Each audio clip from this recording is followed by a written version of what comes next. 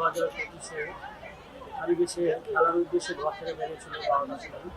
সে আর ঘরে ফিরে আসে। তো কোনো হৃদয়বান ব্যক্তি যদি ছেলেটাকে দেখে থাকেন বা কেউ যদি আটকে রাখেন, দয়া করে ছেলেটা প্রায় আমি 7 বছর ধরে নিজে লালন পালন করি, ছেলেটার বাপ নাই। ছেলেটাকে আমি আমি নিজ দায়িত্বে আমার কাছে রাখছিলাম, ছেলেটাকে দেখাশোনা আমি করছি। ক্লাস 6-এ সে লেখাপড়া করছিল, হঠাৎ করে সে স্কুলে বের হয়ে আর ঘরে ফিরে আসে।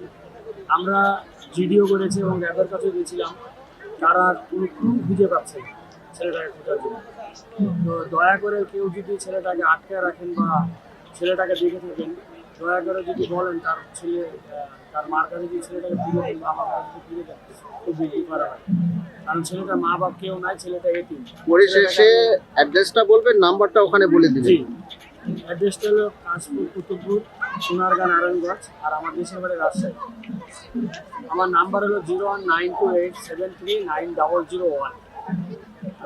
আরেকটা নাম্বার আছে 01629943217। দয়া করে একটু যদি আপনারা সবাই শেয়ার করেন, শেয়ারের মাধ্যমে আমার ছেলেটাকে যদি খুঁজে পাই, তাহলে আপনাদের কাছে আমি সাহায্য করতে পারবো। জি, ধন্যবাদ।